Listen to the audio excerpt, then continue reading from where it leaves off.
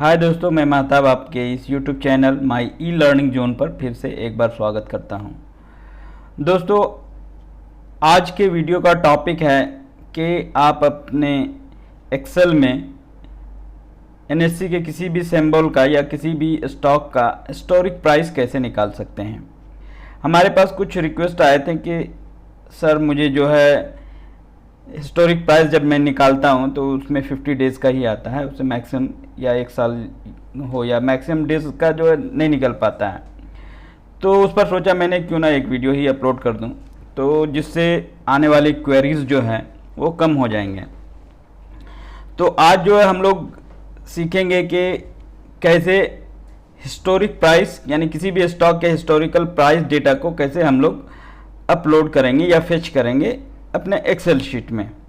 यहाँ जैसा कि आप ये देख रहे हैं, ये मैंने ऑलरेडी पहले से बनाया हुआ है। ये पूरी मैंने क्या प्रोसेस से इसे कंप्लीट किया है, ये सारी मैं प्रोसेस इस वीडियो में बताने जा रहा हूँ। तो आप इस वीडियो को बिना स्किप किए हुए शुरू से लेकर के आखिर तक देखें। उम्मीद करता हूँ कि इस तरह के शीट आप भी बनाने में माहिर हो जाएंगे।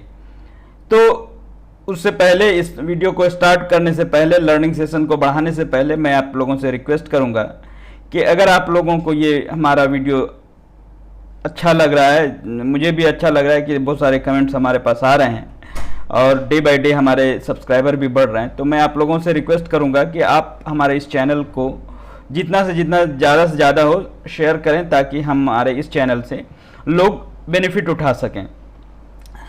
तो चलिए दोस्तों, हम लोग अपने लर्निंग सेशन की तरफ चलते हैं और हम लोग सीखते हैं आज कि किसी भी स्टॉक प्राइस के हिस्टोरिक प्राइस डेटा जो है हम कैसे अपने एक्सेल शीट में फेच कर सकते हैं। चलते हैं, हम लोग सीखते हैं कि मैंने ये डेटा जो है, ये पूरी प्रोसेस मैंने कैसे कंप्लीट की है, उसको हम लोग पहले देख लेते हैं। जैसा कि मैं आपके स्क्रीन के सामने दिख रहा है कि मैंने सबसे पहले जो बनाया हुआ है उसको मैं एक बार टेस्ट कर लेता हूं। जैसे मुझे किसी भी किसी भी स्टॉक का हिस्टोरिकल डेटा चाहिए, जैसे मुझे रिलायंस का चाहिए। यहाँ अगर मैं यहाँ रिलायंस करता हूँ, चेंज करता हूँ, तो ये देखेंगे ऑटोमेटिकली ये जो है हमारा चेंज हो जाता है डेटा। अब मुझे 1 जुलाई से नहीं बल्कि मुझे 1 जून से चाहिए। अगर आप सिंबल चेंज करते हैं तो वो ऑटोमेटिक चेंज हो जाता है, बट अगर आप डेट को चेंज करते हैं तो उसके लिए आपको रिफ्रेश का बटन प्रेस करना होगा।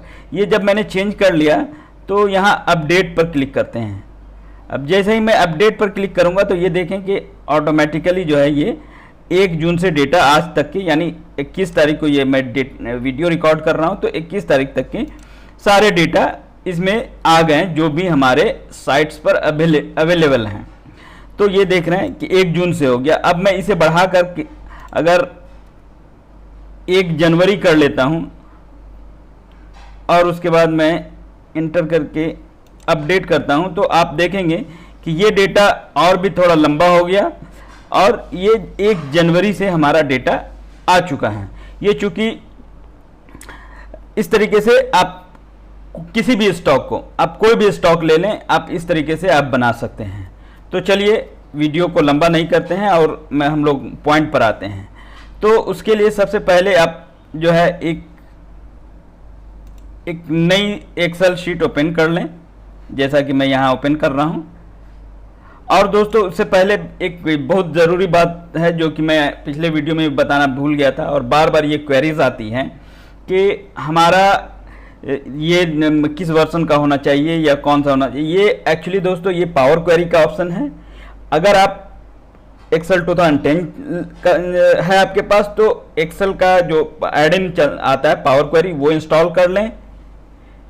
2007 में ये फैसिलिटी नहीं है, तो 2010, 2013 एंड 2016 में भी चल रहा है। क्योंकि पावर क्वेरी ऑलरेडी इसमें ऐडेड है, तो इसमें पावर क्वेरी की इंस्टॉल करने की ज़रूरत नहीं है। लेकिन अगर आप 2019 चलाते हैं या ऑफिस माइक्रोसॉफ्ट 365 है तो बेस्ट है आपके लिए। क्योंकि ये जो मैं अभी यूज़ कर रहा हूँ, ये मेरा एक्सेल का 365 जो है पेड वर्जन है, जो ईयरली सब्सक्रिप्शन पर है। तो आप इसे भी परचेज कर सकते हैं अगर आप ये कर सकते हैं। तो बस ये मैं थोड़ी सी जानकारी दे दी कि ये बार बार क्वेरी आती है कि कौन सा एक्सेल होना चाहिए, कौन सा एक्सेल नहीं होना चाहिए। तो मैं ये क्लियर कर देना चाहता हूं कि अगर आपके पास अपडेटेड एक्सेल है तो बेस्ट है, नहीं है तो मैंने बता दिया कि आपको कौन कौन से किस किस वर्जन का होना कंपलसरी है ये फैसिलिटी या ये शीट बनाने के लिए। तो चलिए हम लोग चलते हैं और यहाँ हम लोग बनाते हैं। सबसे पहले एक नई एक्सेल शीट ओपन कर लेते हैं। नई एक्सेल शीट मैं यहाँ ओपन करता हूँ। एक मैंने न्यू एक्सेल शीट ले ली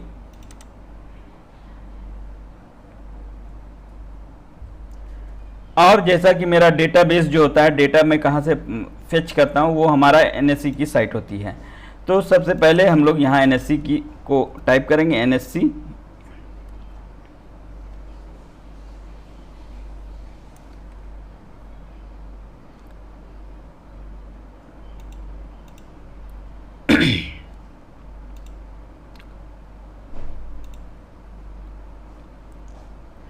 जैसे ही एनएससी की साइट ओपन होती है तो मैं आपको ब्रिटानिया का एक ओपन करता हूं।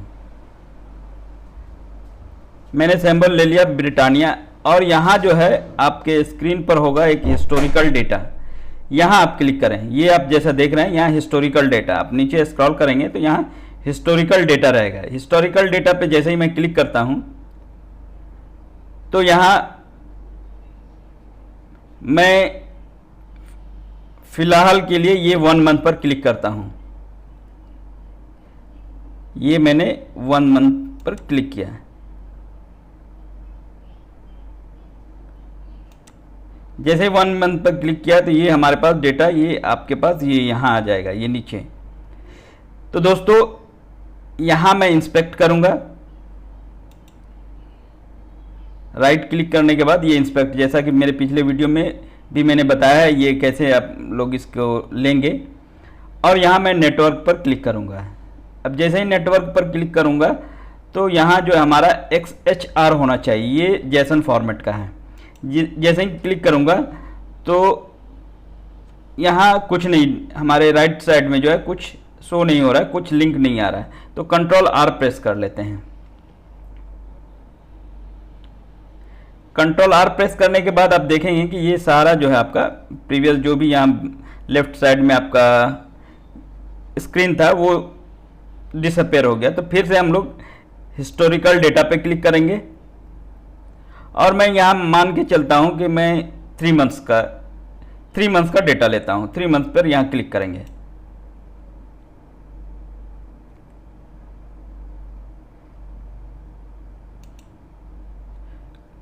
अब ये फिल्टर पर क्लिक करते हैं तो राइट साइड में देखेंगे कि कुछ यहाँ चेंजेस हुआ है, ठीक है। लेकिन मुझे क्या करना है, इस जो download.csv पर क्लिक करना है। इस पर जब क्लिक करेंगे तो यहाँ डाउनलोड तो होगा, बट यहाँ देखेंगे आप ये जो है आपका एक नया लिंक क्रिएट होगा, जनरेट होगा। तो इस पर हम लोग क्लिक करेंगे। जैसे ही क्लिक करेंगे तो आपके पास जो है ये आपका ये सारा इंफॉर्मेशन यहाँ आपके सामने आएगा। अब ये ही मेजर हमारा ये जिसमें ये लिंक हमारा होता है, URL link, request URL link होता है। उसके बाद हमारा एक्सेप्ट इनकोडिंग होता है जो पिछले वीडियो में जैसा है।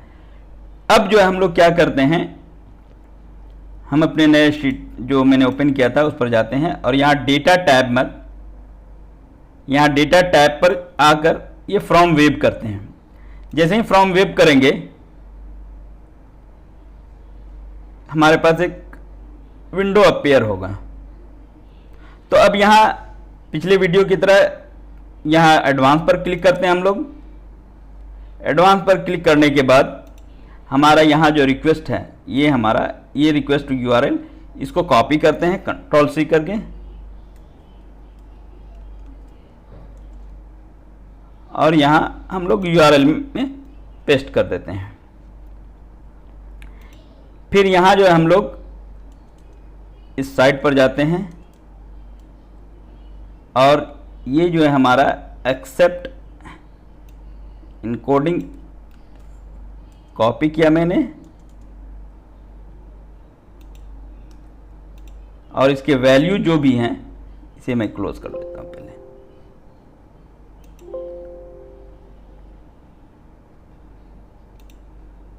इसके वैल्यू को भी मैं कॉपी करता हूं। दोस्तों ये वीडियो थोड़ा लंबा हो सकता है क्योंकि मैं एक एक स्टेप आपको कॉपी रियल टाइम में करके बता रहा हूं, तो आपसे गुजारिश है कि आप हर स्टेप को प्रॉपर देखें तभी ट्राई करें। उसके बाद मैं आता हूं एक्सेप्ट लैंग्वेज पर। एक्सेप्ट लैंग्वेज को कॉपी किया, उसके वैल्यू जो हैं उससे कॉपी किया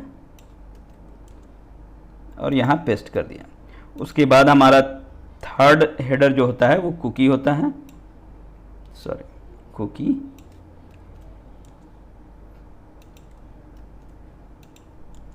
एंड कुकीज़ की वैल्यू जो है आपको यहाँ से मिल जाएगी। ये देखें आप, कॉपी की और यहाँ पेस्ट किया। फिर फोर्थ हेडर जो होता है हमारा वो यूज़र एजेंट होता है।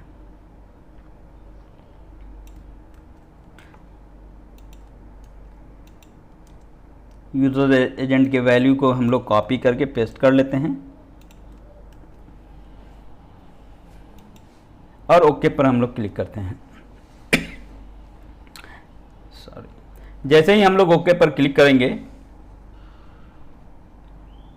हमारा ये डेटा इस फॉर्मेट में आ जाएगा। तो इसे ट्रांसफॉर्म कर देते हैं। ट्रांसफॉर्म पर क्लिक करके ट्रांसफॉर्म डेटा कर लेते हैं।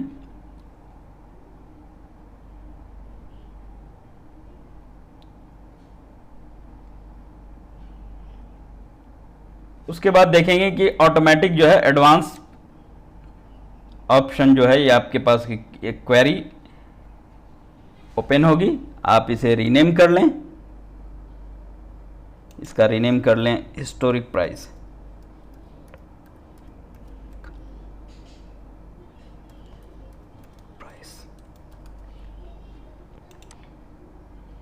और इसे लोड कर लें अपने एक्सेल शीट पर।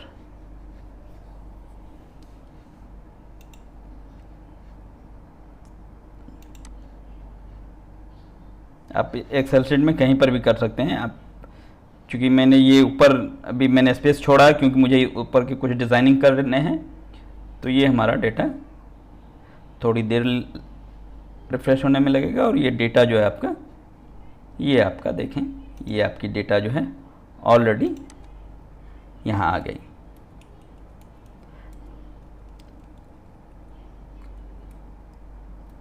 अब इसे जो है थोड़ा सा मॉडिफिकेशन वो मैं बता दे रहा हूँ। इसे बॉर्डर कर लेंगे और इसका सारा जो है मैं चेंज कर लेता हूँ वैल्यू में, चूँकि ऑलमोस्ट सारे जो हैं वैल्यू ही हैं।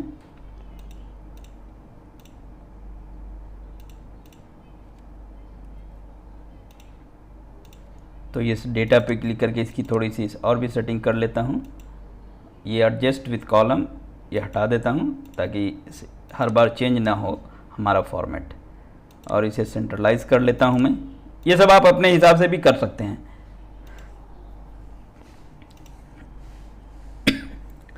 तो ये हमारा डेटा जो है ऑलरेडी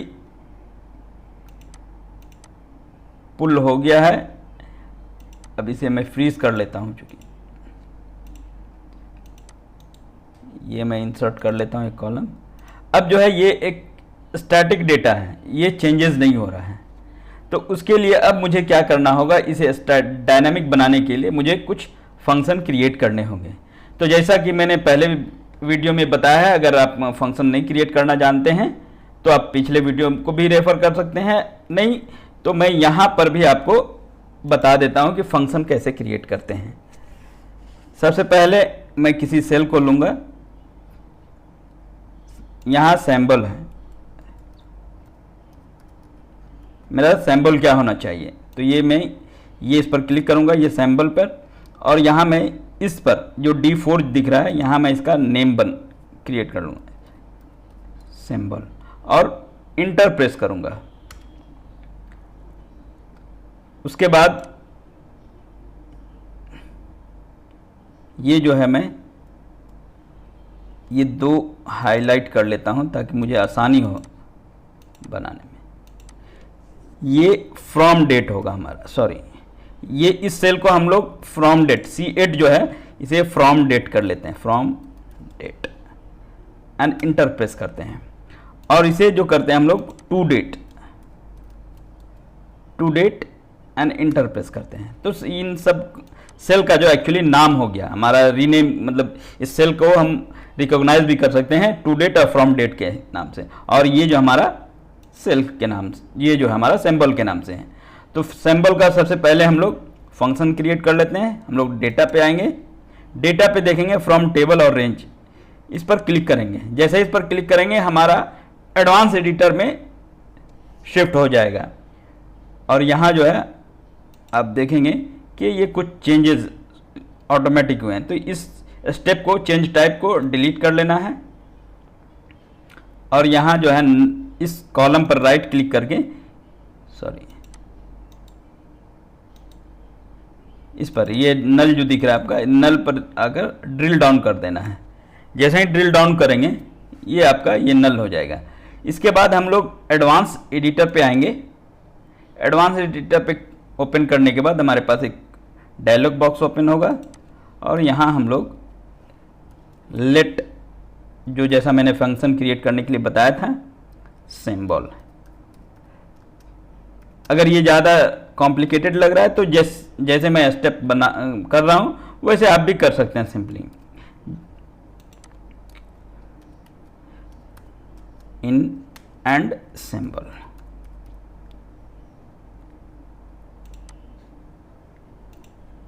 ये हमारा एक सिंबल का फंक्शन क्रिएट हो गया है। दूसरा जो है हमारा फ्रॉम डेट का भी एक बनाएंगे। ये मैं बताऊंगा आगे चलकर के वीडियो के अगले पार्ट में भी कि ये क्यों हम लोग कर रहे हैं। यहाँ से फिर फ्रॉम टेबल पे क्लिक करेंगे तो फ्रॉम डेट,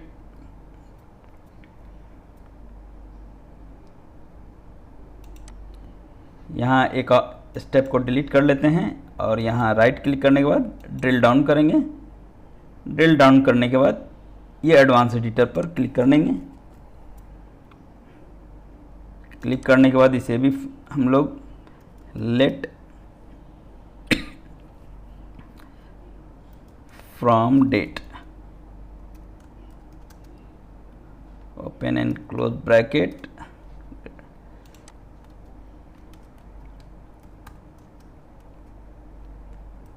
फ्रॉम डेट।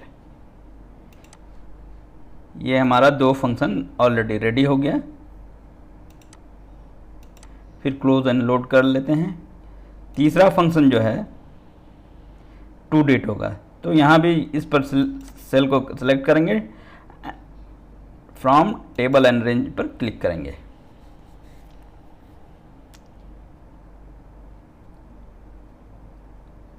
फिर ये हम एक स्टेप को डिलीट करते हैं।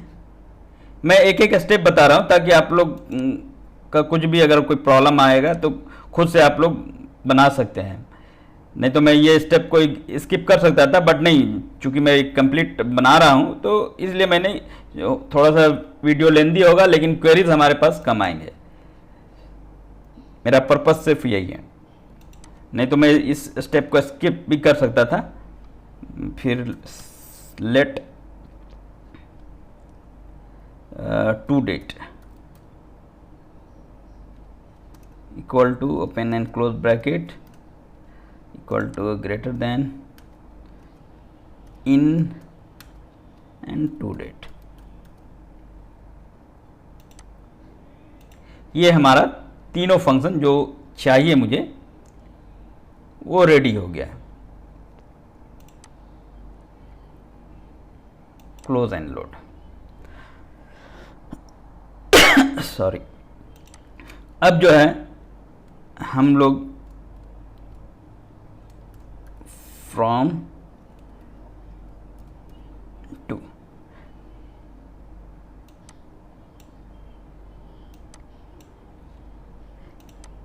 आज से मैं मुझे जो है फ्रॉम 1 जून 2020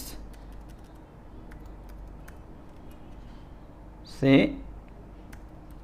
टिल टुडे का फार्मूला एक आता है, उसे मैं, तो ये बार बार आपको चेंज करने की ज़रूरत नहीं पड़ेगी। और ये सैम्बल जो है मैं रिलायंस। अब जो है मुझे एक मेजर चेंजेस जो करने हैं वो यहाँ करने हैं। इस पर यहाँ मैं एक फार्मूला लगाऊंगा। मैं ये फार्मूला क्यों लगा रहा हूँ क्योंकि ये फॉर्मेट और इसका फॉर्मेट दोनों का डिफरेंट है, ये फॉर्मेट अलग है। तो इस फॉर्मेट को चेंज करने के लिए मैंने क्या किया है कि इसलिए, क्योंकि हमारा जो, अगर देखेंगे, मैं यहाँ ले जाकर आपको दिखा देता हूँ। इस डेटा में जो है एडवांस एडिटर पर आप क्लिक करते हैं तो यहाँ अगर आप देखें एक चीज़, ये डेटा फॉर्मेट क्या है, देखिए 21/4/2020 टू 21/7/2020, ये इस फॉर्मेट में है। तो मुझे क्या करना होगा, उस डेट को मुझे भी इसी फॉर्मेट में रखना होगा। इसलिए मैंने यहाँ जो है इसको मैं चेंज करूँगा। तो उसके लिए सबसे पहले एक फार्मूला आता है टेक्स्ट, इसे मुझे चेंज करना है किसमें, डेट, मंथ एंड ईयर। तो आप देखेंगे कि ये हमारा इस फॉर्मेट में आ गया। और इसे भी उसी तरीके से टेक्स्ट कॉमा, ये एक्चुअली एक्सेल का एक फार्मूला है जो हम लोग यूज़ करते हैं।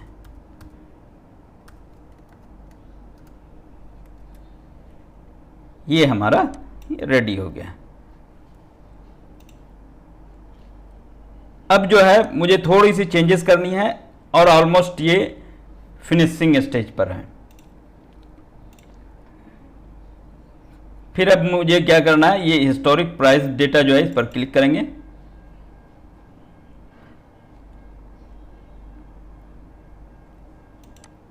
और एडवांस एडिटर पे क्लिक करेंगे। एडवांस एडिटर पर क्लिक करने के बाद हमारे पास एक डायलॉग बॉक्स जो है विंडो एक ओपन होगा। तो यहाँ जो मुझे चेंजेस करना है, जो मैंने ये 3 आप देख रहे हैं, ये 3 हमने जो एक ये फंक्शन बनाया है, इसी के लिए ऑटोमेटिक करने के लिए, डायनामिक बनाने के लिए मैंने ये 3 फंक्शन का इस्तेमाल किया है। तो यहाँ जो है सिंबल के जगह पे जो मैंने ब्रिटानिया लिया है, ये जो फिक्स है, ये हम लोग सिंबल यहाँ करेंगे। तो कॉमा मैं करता हूँ and symbol, open and close bracket, then and, और फ्रॉम डेट पर भी जो है मैंने जो फंक्शन क्रिएट किया है, ये comma and from date, open and close bracket and again and symbol, and to date को भी जो मैंने फंक्शन क्रिएट किया है उसे रिप्लेस करेंगे, double quote and to date, open and close bracket and symbol, then it's okay. यहाँ देखेंगे कि information required about the privacy, इस तरह का मैसेज आएगा। तो आप यहाँ क्लिक करेंगे कंटिन्यू पर, और यहाँ जो है पब्लिक, ये क्लिक करेंगे और ये पब्लिक कर लेंगे और सेव कर लेंगे। ये फर्स्ट टाइम आपको सिर्फ एक 1 टाइम ये पूछेगा। ये देखिए, एंड इसको क्लोज अनलोड,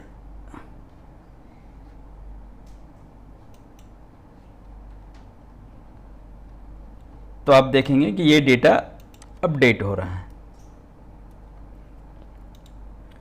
इसे मैं फॉर्मेट करके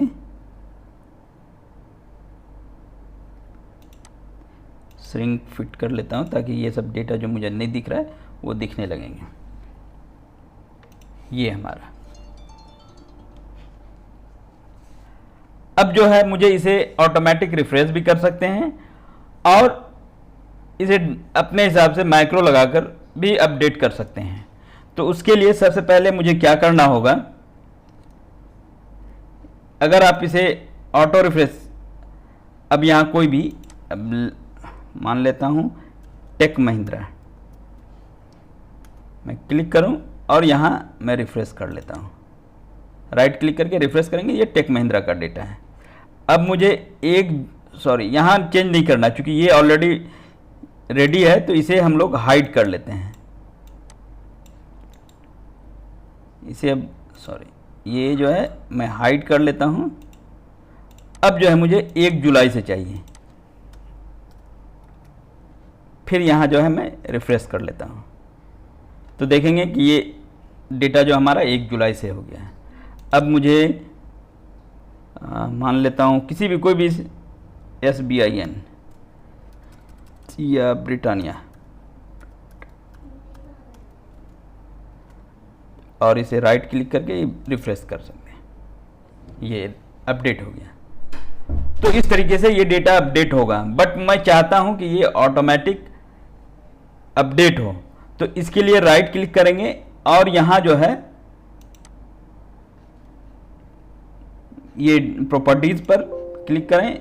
यहां जो है जब भी ये फाइल ओपन हो, यहाँ 2-3 ऑप्शन है, या हर 1 मिनट के बाद आप रिफ्रेश होगा, या चूंकि ये तो डेली का डेटा है तो बेहतर है कि आप इस ऑप्शन को क्लिक करें, refresh data when the opening the file, और इसे भी आप कर सकते हैं 1-1 मिनट पे वो रिफ्रेश होगा। ये ऑटो रिफ्रेश का ही, इसमें मुझे नहीं लगता है कि किसी की इसकी ज़रूरत पड़ेगी, क्योंकि end of the day data update होता है, तो आप इसे कर सकते हैं, इसमें कोई ज़रूरी नहीं है। और ओके पर क्लिक करेंगे। अब जो है इसे अपने हिसाब से रिफ्रेश करने के लिए हम लोग एक बटन ऐड कर लेते हैं और उसको माइक्रो के थ्रू रिकॉर्ड कर लेते हैं, ताकि मुझे अपडेट हो। तो उसके लिए जैसा कि आप लोगों को पता होना चाहिए कि माइक्रो के लिए डेवलपर टैब ऑन होना चाहिए, तो ये हमारे पास है ऑलरेडी। अगर आपके पास नहीं है तो यहाँ ऑप्शन पे जाकर आपको क्लिक करना होगा, ऑप्शन। यहाँ जब देखेंगे कि कस्टमाइज रिबन पर जो अपडेटेड एक्सेल है, यहाँ क्लिक होना चाहिए डेवलपर टैब, इसे क्लिक करेंगे तो वो टैब आ जाएगा। तो जैसा कि मेरे पास है, तो मैं क्या करता हूँ कि मैं एक रिकॉर्ड कर लेता हूँ माइक्रो अपडेट करने के लिए। तो इसे क्या करता हूँ, डेवलपर टैब पे क्लिक करूँगा और रिकॉर्ड माइक्रो पर क्लिक करूँगा। जैसे ही मैं रिकॉर्ड पर करूँगा तो यहाँ लिख देता हूँ मैं अपडेट डेटा, ओके क्लिक करता हूँ, और यहाँ किसी इस टेबल के रेंज पर कहीं पर आकर, ये डेटा पर आकर यहाँ रिफ्रेश ऑल कर लेता हूँ मैं। रिफ्रेश ऑल करने के बाद देखेंगे यहाँ सारा अगर सेटल हो गया, रिफ्रेश हो गया, तो यहाँ डेवलपर पर आकर क्लिक करके स्टॉप रिकॉर्डिंग कर लेता हूँ। अब मैं क्या करूँगा, इंसर्ट करूँगा एक शेप या कुछ भी आप, ये मैं शेप जो है, और इसे मैं फिल कर लेता हूँ और यहाँ लिख देता हूँ अपडेट।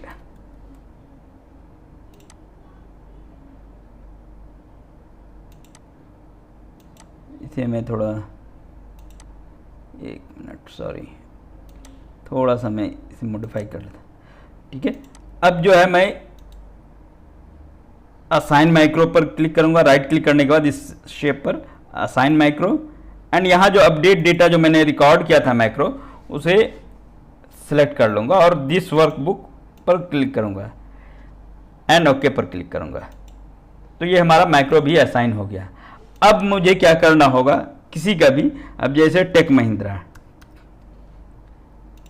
करने के बाद मुझे अपडेट पर क्लिक करूँगा, तो ये हमारा डेटा जो है टेक महिंद्रा का अपडेट हो जाएगा। अब मुझे मान लेता हूँ 1 जन से अपडेट करूँगा, तो ये मेरा ये डेटा अपडेट हो जाएगा। तो देखा दोस्तों कितनी आसानी के साथ, मुझे पता है ये वीडियो थोड़ा लंबा हुआ है, बट मैंने एक एक स्टेप को बताने की कोशिश की कि आप लोगों का थोड़ा सा टाइम ज़्यादा लग गया हो, लेकिन मुझे उम्मीद है कि ये वीडियो आप लोगों के लिए हेल्पफुल रहेगा। तो इस तरीके से आप किसी भी स्टॉक के हिस्टोरिक प्राइस को आप लोग अपने एक्सेल में इंपोर्ट कर सकते हैं। तो दोस्तों उम्मीद करता हूं कि ये वीडियो आप लोगों के लिए हेल्पफुल होगा। सॉरी दोस्तों, मैं एक चीज़ बताना भूल गया था। अब इस फाइल को जब भी आप सेव करेंगे तो यहाँ एक्सेल जो है, यहाँ फॉर्मेट जो है आपका एक्सेल एम होना चाहिए, मैक्रो नहीं तो वो जो मैक्रो रन किया है वो सेव नहीं होगा। ठीक है, तो यहाँ मैं सेव कर लेता हूँ, क्योंकि मेरे पास सेव है ऑलरेडी, तो फिर भी मैं सेव कर लेता हूँ। सेव किया और इसे मैं क्लोज कर। तो देखा दोस्तों, बहुत ही आसानी से हम लोगों ने डेटा को फेच कर लिया है। और उम्मीद करता हूं दोस्तों ये वीडियो लंबा है बट इन्फॉर्मेटिव होगा आप लोगों के लिए। तो किस तरीके से हम लोगों ने सीखा कि हम किसी भी सिंबल का या किसी भी स्टॉक का हिस्टोरिक डेटा हम लोग कैसे फेच कर सकते हैं। और हमारे और भी अच्छी जानकारी प्राप्त करने के लिए हमारे चैनल से जुड़े रहें। अगर आप लोगों ने अब तक सब्सक्राइब नहीं किया तो सब्सक्राइब जरूर कर लें, और ये अगर वीडियो अच्छा लगा हो तो अपने दोस्तों के बीच जरूर शेयर करें, और इस चैनल के बारे में भी अपने दोस्तों को जरूर बताएं, ताकि वो यहाँ आकर के फ्री में अपनी एक्सेल से रिलेटेड या किसी भी स्टॉक मार्केट से रिलेटेड अपनी जानकारी को बढ़ा सकते हैं। तो दोस्तों आज के लिए बस इतना ही, बस थैंक यू।